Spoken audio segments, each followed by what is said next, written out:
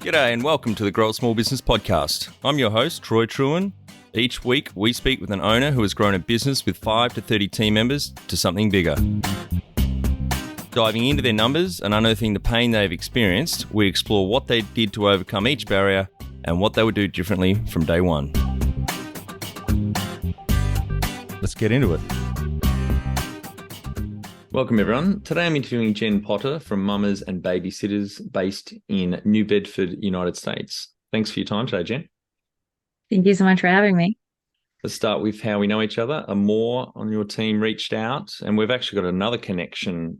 Donnie, who I recorded an episode with a few weeks ago. He's your mentor. His episode goes live on the 5th of December. Yes, I'm so excited. I was saying before we hit record, I think Donnie swears more than me. So I'm pretty sure he does. I'm pretty up there, though. I'll tell our audience a bit about your business, what it does and how it makes money. Yeah, absolutely. So I own several businesses, but my biggest business is Mamas and Babysitters. We are a professional babysitting and nannying agency. We started just over 2 years ago with a team of 2, and we have grown over and hired over 500 people to date. That's fantastic growth. Yeah, it's pretty amazing. It's a babysitting matching service.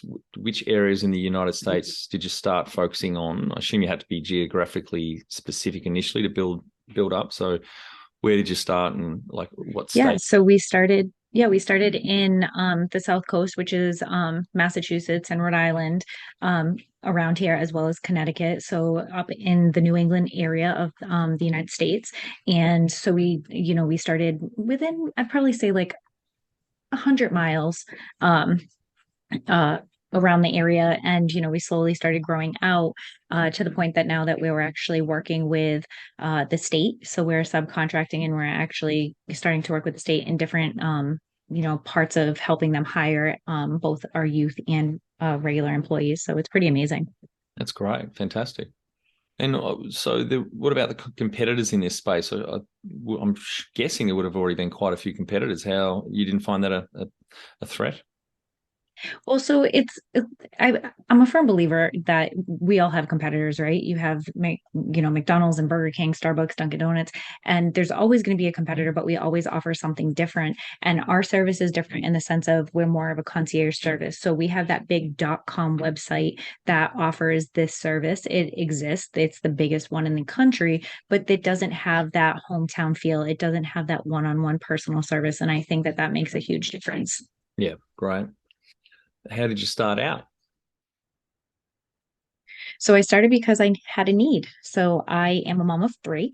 And when I started, I had 2. I was actually pregnant when I launched the company. So I knew that I was going to need additional services. And I don't have a lot of family in the area. So we were heavily reliant on other people to watch our children. But when we're looking for childcare, we want to make sure that, they're properly vetted, that they have experience, that they're CPR certified, that they own their own vehicle. And when I would look into how do I background check these people who are going to watch my kids, they're like, you have to own a business. So I was like, well, got to own the business. I guess I'm going to do the work. Great. What about, you've got a few other businesses, maybe go back to the start. Yeah. So when I first started a few years ago, I think 4 or 5 years ago, I started with the t-shirt business. Owning a business was always in my blood. I've always owned other small businesses, but they just weren't the business. So I started with an inspirational apparel company, which was amazing. And I started the seed of the businesses that I knew that I wanted to grow. So I started with the apparel company, which I took that money, invested in the babysitting company that actually grew very, very large. And one of the biggest things that we needed, especially through the pandemic, was people were looking for house cleaners and they needed someone to clean their house. So we added that service to our services, and that got so big and in such demand that we actually then decided to start a cleaning company. That company grew very quickly, very fast. So we're very grateful for that. And for years, I always did private consulting. So I figured with all of the businesses and my business expertise over time, I felt it was only natural to start a consulting company. Great. So you're up to 4 businesses now? 4 businesses, yes. And you told me before we hit record, you've got a goal. How many businesses do you want to end up with? 47 businesses by 2047. And I want to be able to have some type of stake in all of them.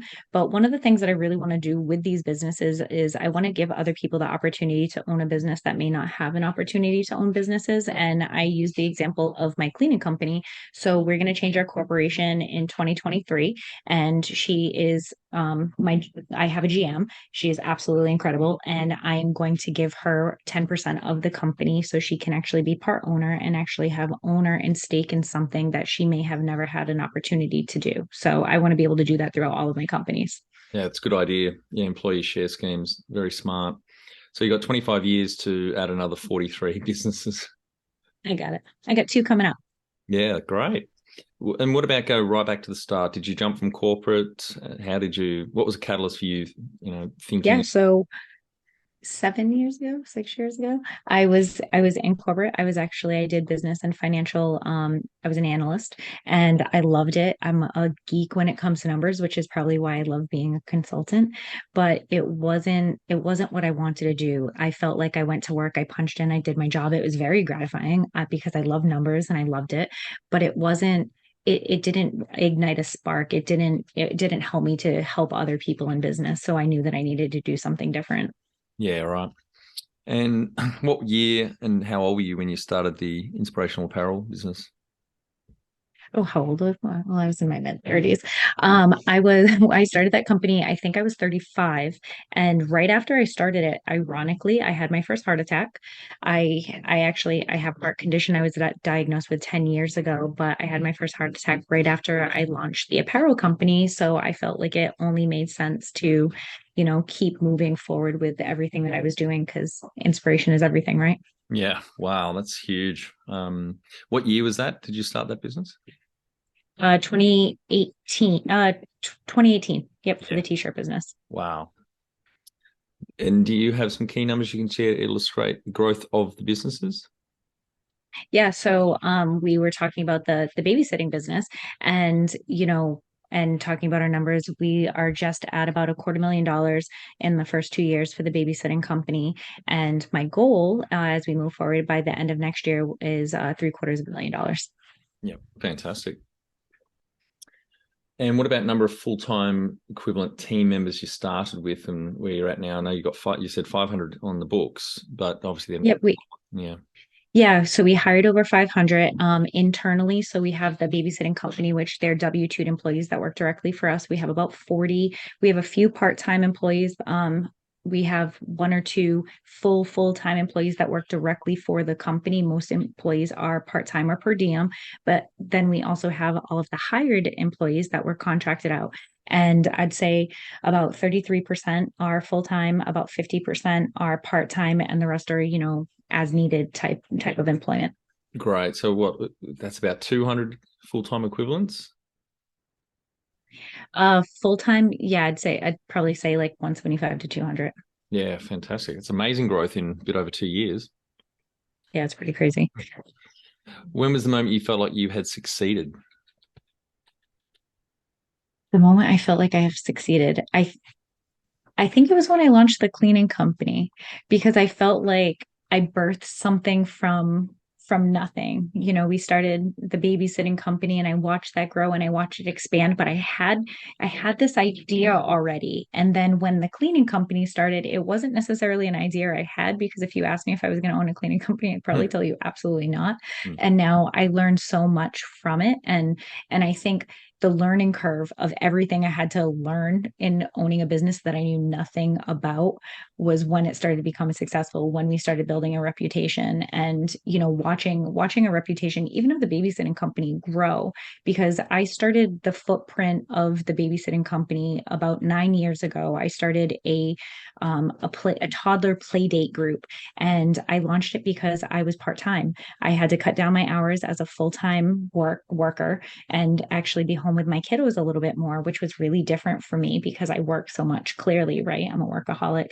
and I wanted to meet other parents. And how do you meet other people? It's weird, right? And so I started this not babysitting. I started the play group in hopes to meet other parents. And the first time I did my first play group and I launched it on Facebook, I had about 120 people show up, including kids. Wow. So it Fantastic. was in that moment that I realized that this was the population that I needed to focus on. Yeah. What does success look like to you? Success to me, I think the top of it is financial freedom. And also, so, I mean, success looks so different for everybody else. For me personally, it's continuing to help other people find their success and help them kind of grow and learn. If I'm offering somebody an opportunity, whether it's within my company or with another company or helping them grow, that's success for me because I'm able to take what I have and pass it on. Number one thing you'd recommend to marketing a fast growing business? You're marketing yourself. So when you're marketing your business, you're marketing you. People buy you. And I think that that is the one thing that not everybody actually realizes, that you are your business. So everything that you do, you have to stay true to when you're marketing, like when we talked about swearing and we talked about, all of the different things that we do as people. I think it's showing up as ourselves and presenting our business as ourselves because that's how I personally have grown. Yeah, that's something Donnie mentioned on his cast. He, at the moment he got up on stage, someone said, "Oh, don't let the real Donnie out," and he said, "That's the worst fucking thing you could have said to me." And he went out. He had a suit on, and it was that moment he realized that he wasn't being showing his true self. Obviously, he was swearing a lot on stage, but after that, he just dresses as he does now, jeans and a t-shirt, and Same. he's putting himself out there as himself. And it's important to show up like that, like I wear a t-shirt with a blazer and jeans and either high heels or sneakers. And when I show up, that's how people expect me to show up because this is who I am. You don't need to wear a full suit and tie in order to present the business. Yeah. How did you fund the businesses? All with my own money. So, it was that part was a little tough. And, going from working full time to then turning around and saying, okay, especially with my husband's support, looking at him going, all right, are we going to be able to live off of one income? Because I'm not sure how this is going to happen. And especially during COVID. So it was nerve wracking. It was scary. We instantly went into debt. And I look at that as an investment. Some people are like, oh, you went into debt for your business. Absolutely. Because I had to hire a full-time employee right out the gate. So right out the gate, I had to know that I had to really put that money forward in order to get this business to be successful because honestly, I can't function without my GM. She is literally the right side of my body. Yeah, fantastic. And on funding, you did go for investment. You told me before we hit record. You want to tell the audience a bit about that story?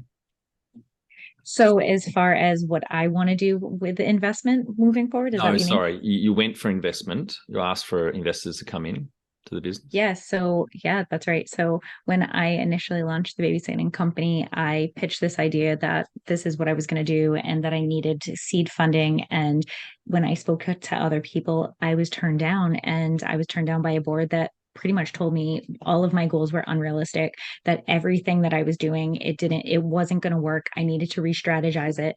And it was in that moment that kind of like Donnie said, you're showing your true self, right? So as soon as someone was like absolutely not, you can't do this, and I was like, motherfucker, I'm going to do it and I'm going to prove you all wrong. And now when those people come up to me and they're just like, oh my god, you did this, you're so successful, and I was like, well, I told you I was going to do it, but you weren't listening. So when I say I want to own 47 businesses by 2047, it's going to happen. Yeah, I've got a feeling it will. And because one of the investors said you pitched, you wanted to hire 100 people in the first year. That's right. Yep. And they said that's just ridiculous. Yep, this is ridiculous. I had unrealistic expectations. There was no way that I was going to hire over 100 people. And then the pandemic happened. And so, I mean, nobody wanted to work. So when I speak to other people and they're like, wait a minute, you hired all of these people? And I was like, yep, because I'm giving them an opportunity, part-time per diem, work that they want to do around their schedule. And I think that that makes a really big difference too, which has also helped me to collaborate with on a state level. So I'm actually able to have conversations with people in state, company or, statewide companies that are able to utilize my services because of the model that I'm working on. Yeah, right. And so in that first year, did you hire 100 or did you exceed that? So, well, in the first technical year, I hired 7 people, but that was only because it was like 2 months into the year. But in the first 12 months, I hired over 150 people. There you during a go. pandemic. Yeah, that's During wonderful. a pandemic. Yeah, Yep. congratulations. Thank you. If you were to start up today with plenty of funding, would you go into your industry? If I was to have plenty of Yeah. funding, Yeah. absolutely. Yeah. I would do it again over and over. And because this is the company that I think I have the most passion for, there's something, I would have never thought that I would be in childcare either. And there's so much under regulation in childcare, and there's such a need to put a regulation around it and to be able to help so many families and underprivileged families that are, that need subsidized childcare, both in facilities and in homes. And I want to be able to help assist in that. Can you outline the most stressful point in your small business growth journey so our audience can learn from it? Stressful point. Going into debt with your own money. That was that's probably the most stressful because knowing that you don't know if you're going to get a return. And I think that that's really important to kind of put that into perspective is you don't know until you do it. And the United States is a pretty amazing place. You can go into debt, you can lose a business, and in 24 hours you can start another company. So I don't tell everybody that that's the best thing to do, but having the mindset that fail forward, you're not going to know until you do it. What area in business do you feel you've had to work on the most to add the greatest value? I'd probably say marketing. So I'm learning more and more, especially with the evolution of social media, like TikTok, Instagram Reels. I feel for me that definitely a learning curve. What have you enjoyed the least about managing fast growth? Ooh, the least, the drama that comes with hiring lots and lots of people. Everybody's so different. Personalities are different. Hiring, I think, management and management personalities. So it was learning, wow, this person is really great at what they do, and this person is really great at what they do, and forgetting the personality clash. So I had to learn really like how to balance personalities. And then if you have different people with different personalities, who to put in the middle Yeah. in order to get all of that to work. Because let me tell you, when two people don't get along, it is not easy. Love that old Texan saying the definition of conflict is two people in the same county. I like that. Did you get that from Donnie?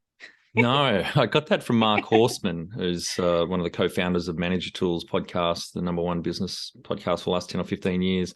And I remember hearing him say that on an episode, and I laughed out loud because just because it's true. People are fucking hard to work with in business, but that's where the value's at, and you've got to get good at managing people. Absolutely. And being able to sit back and listen to all sides of the story. And one of the things that I focus on the most is being proactive instead of being reactive in business.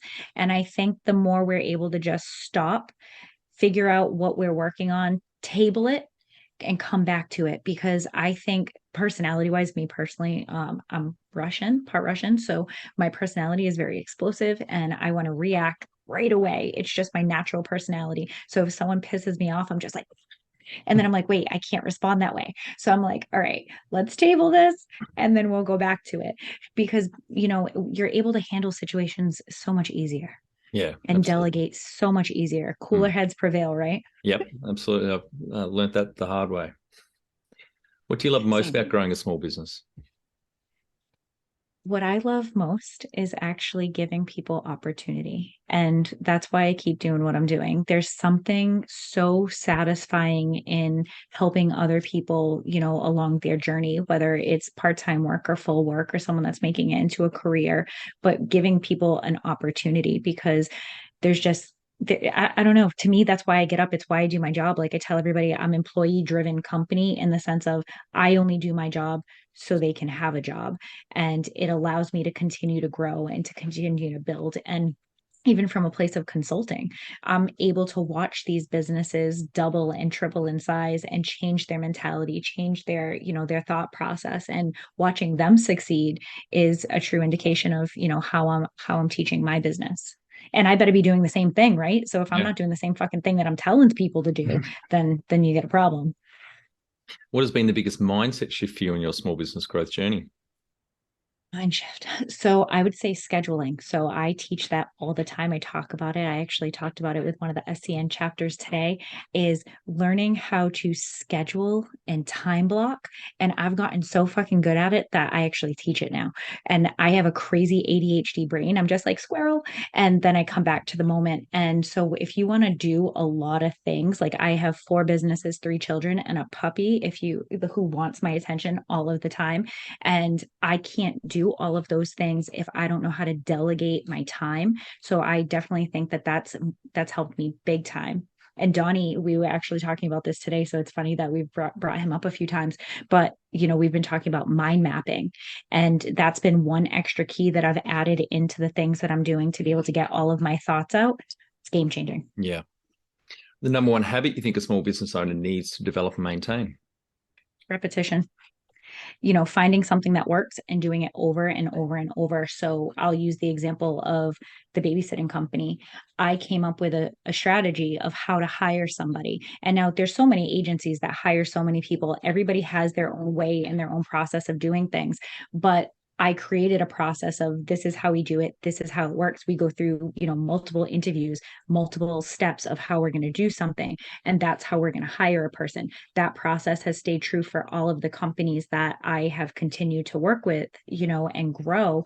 And I've taken that model and I brought it to the state level. So it's now why I'm contracted with the state. It's why I'm going to be working with the sub agencies of the state, because I took a model and I grew. So find something that works and keep doing it over and over and over. And if it doesn't work, stop and do something else. Yep.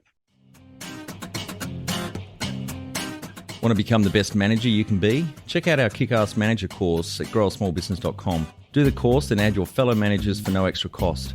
Join the 30%. 70% of people quit their job because of their manager. Can you talk to how you've added people to the team, some wins, mistakes, and advice for those listening? You've obviously hired a shit ton of people.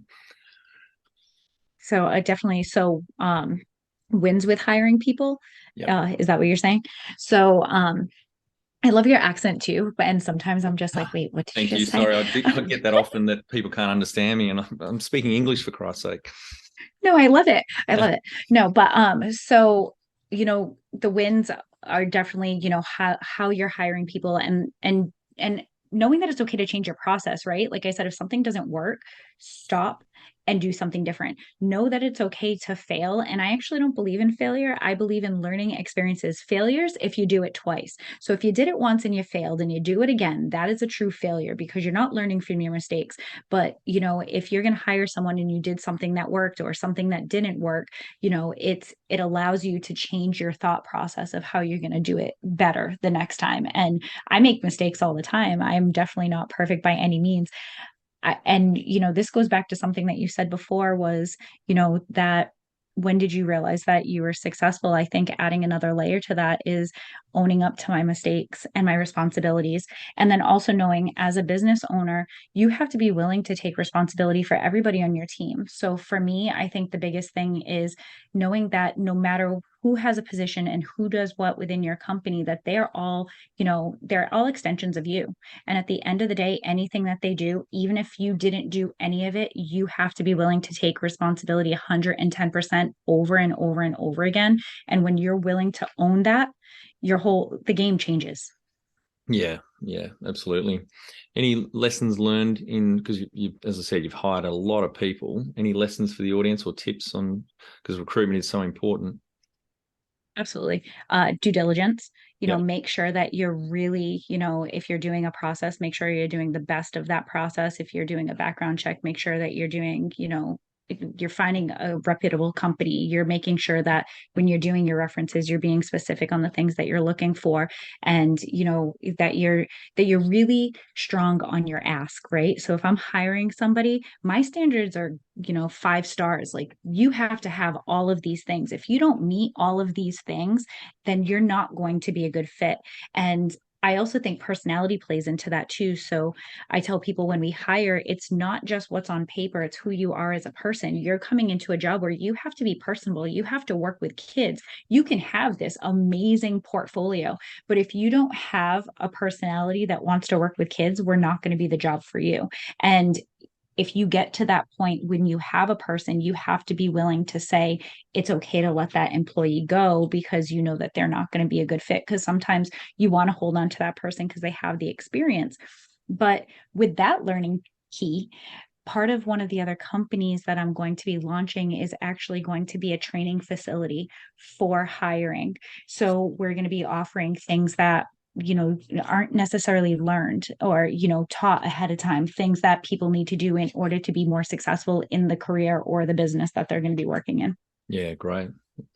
What are some things you recommend to building a sustainable and kick-ass culture to help with the growth?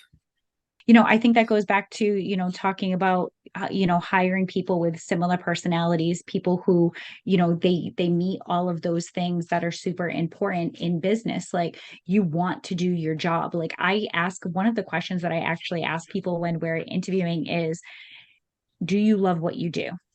If you are coming to do this for the money, this is not your job. You have to truly love working with children. And if you don't, that's okay. And I make it a point, right? Because we place families. So, if I'm placing someone with your family and it's a personality clash, it's never going to work. So always knowing that, you're staying true to your personality and you're making sure that you're very clear in your ask. So I think if you're not clear on what your expectations are for employees, that's when things start getting a little bit fuzzy. So I'm very clear. I'm also very brash. So a lot of people tell me I'm a very forward person. I definitely do swear a lot, but I am very forward and transparent. And I think that that's really important. Yeah. Tell our audience how you've handled balance. Balance. There's no such thing. So it's funny because there really isn't. But I'd say boundaries, and that's a key talk that I talk about all the time too. Is boundaries, boundaries, boundaries, and boundaries are set for us. They're not set for you. They're set for me. So it's funny because when I told everybody I was on your podcast today, because there's a big time difference, they're like, "What time's the podcast recording?" I'm like 5:45, and they're like, "Oh my God, that's after your boundary time." So I tell everybody that after 5 o'clock is my family time. And thankfully, nobody's actually home right now. So it worked out perfect. But, after 5 o'clock, I don't schedule anything. It's the time that I'm cooking dinner and bringing my kids to sports and I'm doing all the things. So being really clear with your time and your time management, I think that that's the most important thing when it comes to balance, especially the more that you do, right? Yeah, totally agree. How much professional development have you invested in yourself? Always. Like I said to you today, right? We're going to bring them up again. If you repeat it 3 times, then it's repetition. So Donnie, he is the only person who will tell me how it is. And if he's telling me I'm fucking up, he's like, nope, you got to change your mindset. And that's why I actually, started working with him, was because him and Kevin Snow, because they tell me, like it is. And personal development is so important. If I'm giving you advice, I better be A, taking my own advice, and B, continuing to learn, right? Everything's constantly evolving and changing. And, I am part of like a social media mastermind and learning from other people in social media. I'm constantly, in a business mastermind because I think it's so important to continue to learn and grow from other people. So if we're not listening to other people and what they're doing that works, then you're not doing it. I also listen to a podcast every single day. So I listen to something for at least 45 minutes every single day of something, growth mindset and exercise, because it helps big time. That's great. Yeah. You mentioned, we've talked about Donnie. Anything else on mentors or coaches you've had along the way? I've had a bunch of coaches, a bunch of other, local business owners that have helped me along the way. My dad was a business owner and he taught me all the things not to do in business. So that really helped me. I've definitely, I've worked with other programs like E for All. It's a entrepreneurship for all program. I actually started with that program when I started my first business, and then I mentored for them. I've been mentoring for them for about 4 years now. So I actually continue to do pro bono mentoring for other businesses to help them as well. And that also is really key when it comes to working in business, and then also group mentoring. Yeah. Which I think is fun too, because if you're working with other people who are giving awesome advice, you're growing. Yeah, you're learning a lot from that as well. Absolutely. Do you have a board of directors or advisors? Not currently for any of the businesses that we have, but we will. So one of the business at the babysitting business, when we restructure, we'll have a board of advisors as we continue to grow. All right, Jen, we're on to our final 5 questions. What do you think is the hardest thing in growing a small business? The hardest thing, boundaries, because you don't have any of those at first. You have to realize that you have to sacrifice everything, and knowing that you have to sacrifice everything out the gate is really, it's scary. For me personally, knowing that I have a big family, I have, family time is really important to me, and sacrificing that at first was really, really hard, but putting boundaries on that too. So saying, after I hit this milestone, I'm going to change my time frame. And I did that. I was working 7 days a week. And I said, when I hit the first year, I'm not going to work Sundays anymore. When I hit the second year, I'm not going to work on Saturdays and Sundays. And so I had to stay true to those goals and those aspirations, because if you want to continue to grow in business, you think about it 24/7. You don't shut it off. And I don't think anybody actually realizes that like every day, all day long, it's all you think about. Favorite I love it. So Yeah. I can't complain. No, I'm the same. Favorite business book would just help you the most? The book Ultimate Sales Machine. That's probably my favorite. And it was Chet Holmes who wrote it. And the second edition just came out by Amanda Holmes. And I'm reading that right now. And that book has just been game changer. Great. I'm adding that to my list right now. Love it. Any great podcasts or online learning tools you use for your own professional development? So I listen to a bunch of different ones, but I love Ed Milet, and some people give me, some heat for it, but I really love his podcast because he has all different types of people in business, very well-known people that are in business that he has on. And I love that. What's the name of his favorites? It's the Ed Milet Show. Okay. Yeah, great. Yep. I'll send that to you. Thank you. One tool you'd recommend to help grow a small business? Utilize your calendar. So I definitely say calendar is super important. And I use an iPad that I take everywhere with me. And I use a program called Notability. I'm a handwriting type of person, and it allows me to have one thing with me all of the time with all of my information. And it connects with my cell phone and my computer. And it's game changing. Finally, my favorite question. What would you tell yourself on day one of starting out? Oh, what would I tell myself? Turn around. Don't do it. I'm just kidding. Keep going with it. Just remember why you are doing this. But I think I tell myself that every day. Great. Thanks very much for your time today, Jen. I think the audience get a lot out of it. Really enjoyed our chat. Phenomenal growth, 4 businesses already. And I think we'll have to check in with you in 5 or 10 years, see what number of businesses you're up to on that goal of getting to 47. Absolutely. And for our audience, we'd greatly appreciate a review in iTunes or whatever platform you listen to us on. More reviews means we bubble up higher in iTunes, etc. So more business owners looking for podcasts to help with their growth will find us.